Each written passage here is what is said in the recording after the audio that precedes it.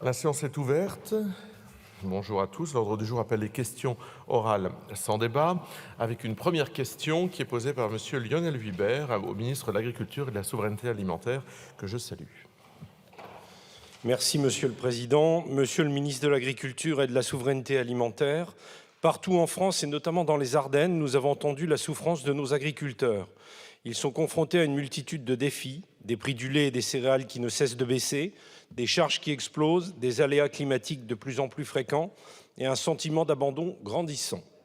Ces difficultés ne sont pas nouvelles, mais elles se sont accentuées ces dernières années, les fragilisant davantage. La situation est intenable pour bon nombre d'entre eux qui se battent chaque jour pour survivre et maintenir leur activité. Bien avant cette crise, le gouvernement a pris des mesures importantes comme les lois Egalim ou encore l'instauration récente des prix planchers. Cette décision importante vise à garantir aux agriculteurs un revenu minimum pour leur production. Cependant, Monsieur le ministre, il est essentiel que ces prix planchers ne deviennent pas des prix plafonds, car si les négociations commerciales ne sont pas possibles, alors les agriculteurs risquent de se retrouver enfermés dans un système qui ne leur permettra toujours pas de vivre de leur travail. Il est donc crucial de trouver un équilibre entre la protection des agriculteurs et la flexibilité nécessaire des négociations commerciales, c'est-à-dire un système de prix plancher qui soit juste et équitable pour tous les acteurs de la filière agricole. Ma question est donc simple.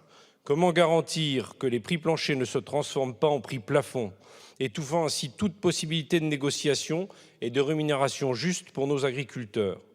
L'avenir de notre agriculture en dépend. Il est de notre responsabilité collective de trouver des solutions durables pour que nos agriculteurs puissent vivre dignement de leur travail et continuer à nourrir la France. Je vous remercie. Merci, Monsieur le député. Le ministre vous répond. Merci beaucoup, Monsieur le Président, Mesdames et Messieurs les députés. Monsieur le député, vous avez raison, la question de la rémunération est une question essentielle de la crise agricole. C'est pour cela que le gouvernement s'est engagé sur un certain nombre de choses. Vous rappelez d'abord le travail qui est fait par deux de vos collègues, M. Izard et Mme Babot, pour regarder ce qui pouvait être amélioré dans la loi Egalim. Et vous rappelez, ceci étant, un certain nombre de points. D'abord, rappelez que la loi Egalim a confié aux interprofessions l'élaboration d'indicateurs de référence dans chaque filière. Et donc, il y a des indicateurs de coûts de production dans toutes les filières soumises à Egalim. Le premier sujet, c'est celui de l'actualisation et de la prise en compte de l'ensemble des coûts de production dans la négociation qui peut se faire entre le producteur et généralement le transformateur ou le distributeur, et de faire en sorte que la négociation se passe bien dans cet ordre-là. L'objectif des prix de production, des indicateurs de production, des prix planchers, c'est de faire en sorte que dans la négociation, on soit bien dans la marche en avant, c'est-à-dire qu'on calcule bien et on réfléchisse bien à la négociation, d'abord à partir des coûts de production et pas autre chose, et pas comme parfois on le voit, les prix objectifs, et à partir de là, on reconstruit le prix.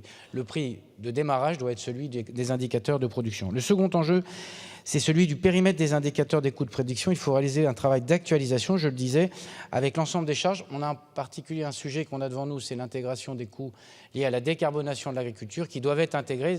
L'acte de production, il doit intégrer l'acte lui-même et en même temps les coûts induits qui sont ceux de la décarbonation. Pour toutes ces filières qu'ils voudraient, parce que toutes ne sont pas dans Egalim, vous ne l'avez pas rappelé, mais je le rappelle, il faut rappeler qu'un certain nombre de filières n'ont pas fait le choix de rentrer dans Egalim.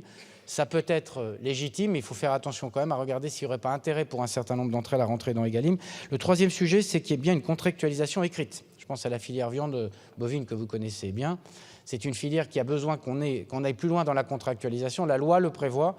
Malheureusement, un certain nombre d'acteurs ne rentrent pas dans le jeu et il me semble qu'on a besoin de travailler là-dessus. Enfin, sur la question de est-ce que le prix plancher ne peut pas être un prix plafond? Non, évidemment, ça ne doit pas être un prix plafond. Je le répète, ça doit être le prix à partir duquel se construit la négociation avec la transformation et la distribution. Et dans ces conditions-là, si on est bien dans la marche en avant, qui est la logique de la loi Egalim, on évitera les effets d'aubaine ou les écueils que vous évoquez.